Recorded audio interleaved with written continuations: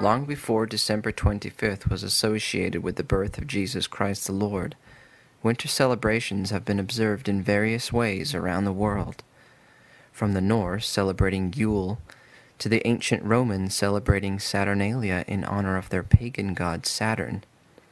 The question that I'm going to propose is this: should Bible-believing Christians celebrate Christmas? Before you answer, let's begin by looking at the history of this day and also how ancient pagan practices have been left behind for centuries. The Norse were a pagan civilization that worshipped gods such as Thor and Odin, and were known to have had human sacrifices. In Scandinavia, the Norse celebrated the holiday called Yule from December 21st, the winter solstice, through January. In recognition of the return of the sun, they would bring home large logs which they would set on fire. This custom is still kept in some homes to this day, burning the Yule log during Christmas. Now you tell me, what has this pagan tradition of burning a Yule log have anything to do with celebrating the birth of Jesus? The celebration during the winter solstice for the ancient Romans was Saturnalia, a holiday celebrating the god of agriculture, Saturn. It was observed beginning in the week leading up to the winter solstice and continued for a full month. It was a hedonistic time where food and drink were plentiful and the normal order of things was turned upside down. Businesses and schools were closed so all could join in on the celebrations. During this time, some also celebrated the birth of Mithra, the pagan god of unconquerable sun, on December 25th. To the Romans, this was the most important day of the year. In the early 4th century, Catholic leaders decided to institute the celebration of Jesus' birth. They had a problem, though. Nowhere in the Bible does it say the actual date of Jesus' birth, nor does it say we are to honor this day at all. But Pope Julius I chose December 25th, the same date of Mithra's birth, keeping all the evil traditions alive anyway. Now, since Catholicism decided all this, should we obey Roman Catholicism or God, which warned us about her in Revelation 18:4 and 5? Come out of her, my people, that ye be not partakers of her sins, and that ye receive not of her plagues. For her sins have reached unto heaven, and God hath remembered her iniquities. Probably the most common symbol associated with Christmas is the Christmas tree.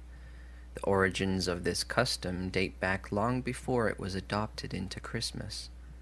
The evergreen tree itself in many ancient cultures was believed to keep away witches, ghosts, and evil spirits. The early Romans during Saturnalia decorated their homes with boughs of evergreen trees, as did the Druids. Germany is credited with starting this tradition as it is kept today, during the 16th century.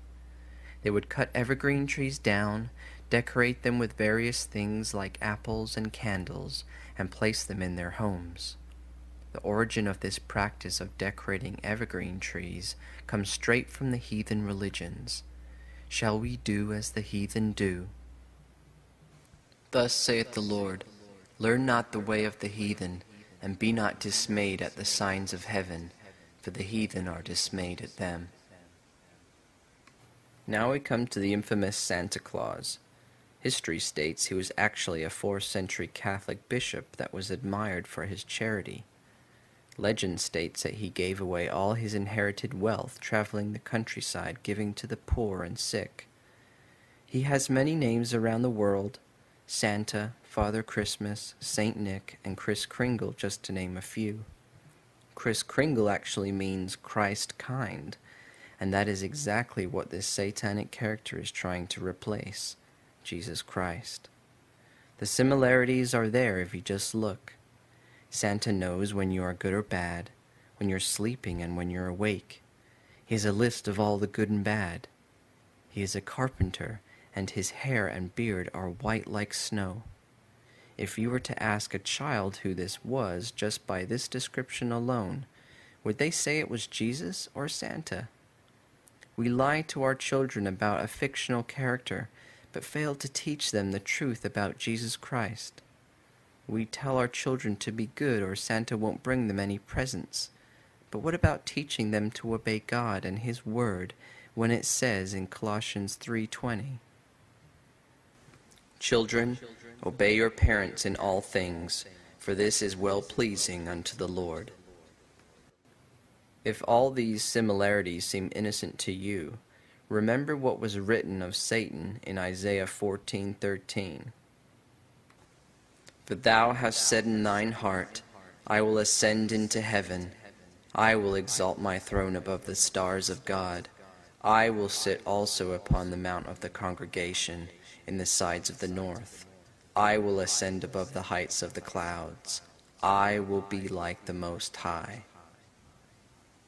Satan will try to replace Jesus any way he can. He is the father of lies. Now, after knowing all this information just given, I'll ask the same question from the beginning. Should Bible-believing Christians celebrate Christmas?